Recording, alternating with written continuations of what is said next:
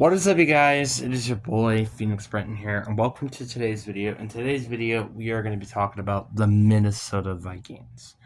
Now, before we get into today's video, I'm just going to be completely honest when I say this.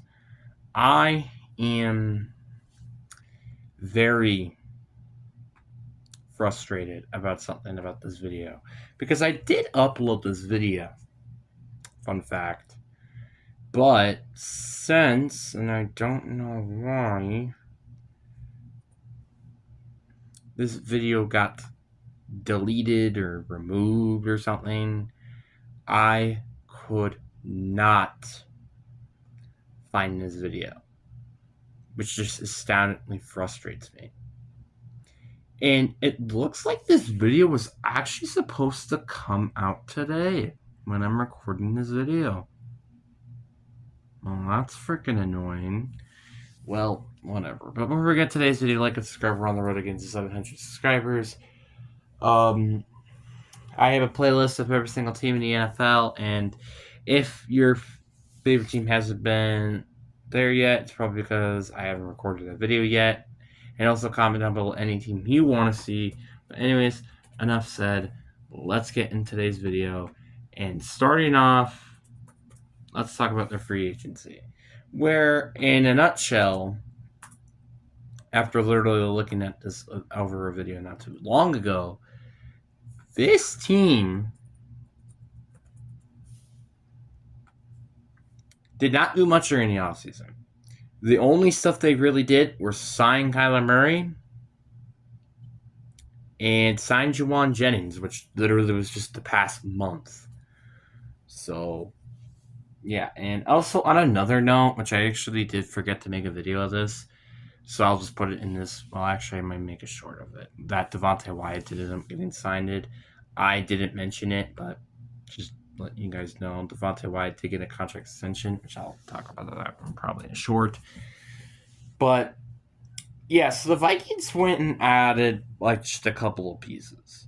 But they did lose some decent pieces as well. Jonathan Greenland and Javon Hargrave, both of which I think were pretty decent assets that they lost.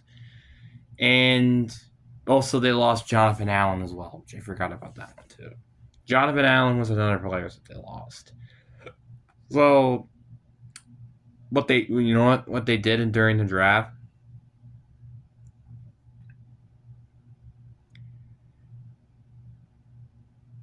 They went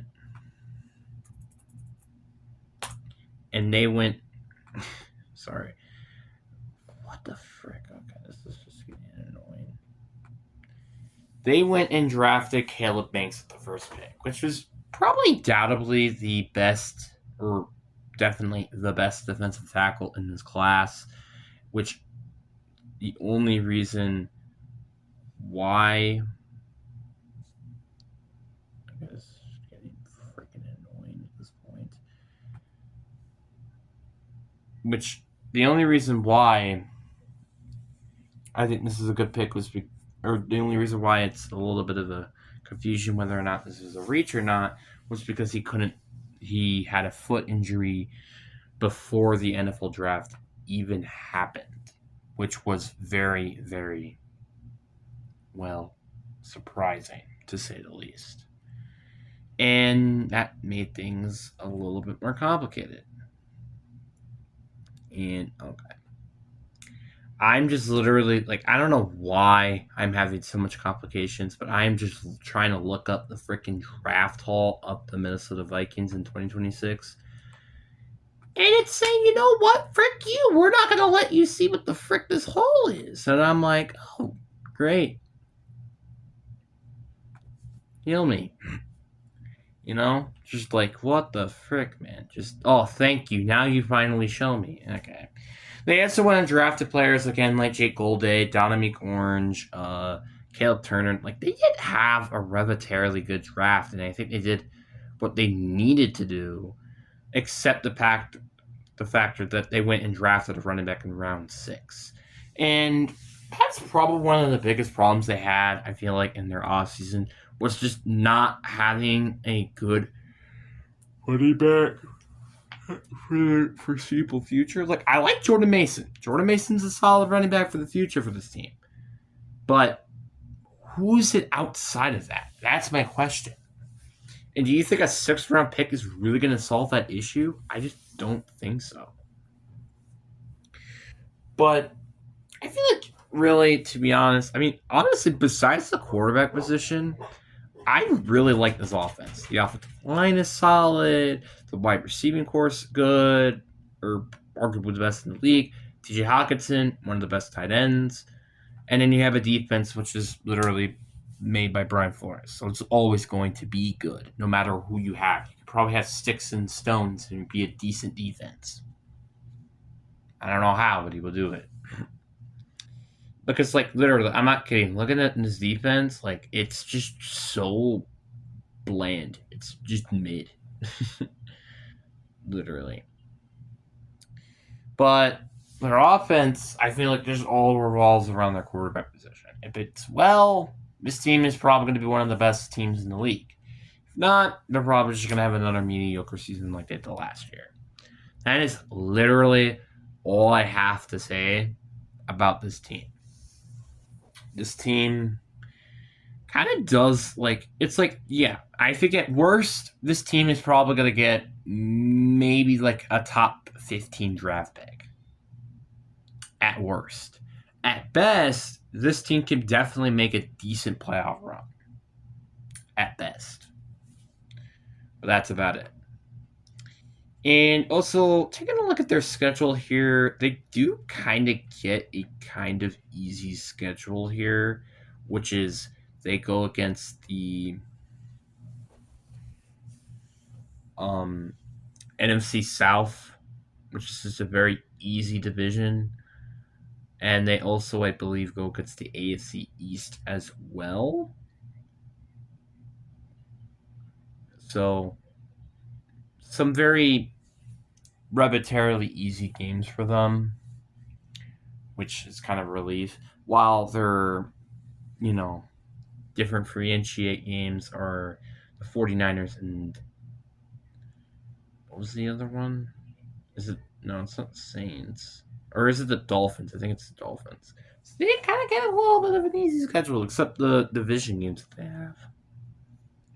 So I have their floor at around 5-12, where they split the series with the Packers. They get swept by the Lions and the Bears, and they go win 4 games at their floor, which those games will be the Falcons at home. It would be the Dolphins at home, and the Commanders at home, and the Jets on the road. Those are what those games are. And the ceiling of this team, I think, is going to be they're split the series with the Bears, and I also have them splitting the series with the Lions. Sorry, it was just my mom and stuff. So, and also sweeping the Packers. That's another thing I forgot to mention. While the other games that I think they could also win is that they will win on the road against the Buccaneers. They will win on the road against the Saints. Win at home against Indianapolis. They will still lose at home, though, against Buffalo. They will still lose in Mexico against 49ers. But I do think they will beat the Panthers at home. They will still lose to the Patriots on the road. So that puts their ceiling at 12-5. So literally, funny enough, if you swap their numbers, that is their floor and their ceiling. I think that's actually kind of funny to think about.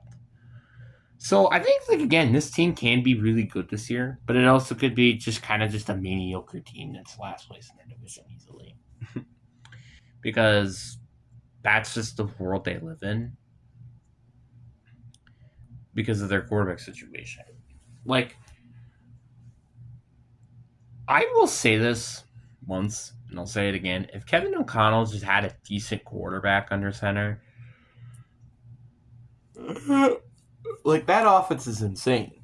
Like, if they don't have, like, Kyler Murray, like, let's say they had Sam Darnold back or something, like, they actually would be a scary team to go up against. But it's because of their current QB situation is why they're in this mess. Simple as that. But anyways, guys, I really do hope you guys enjoyed this video. I know this video is quick, and I apologize, but like, I recorded this video already, and I should have already been done with this. But anyways, guys, I hope you guys enjoy. Peace.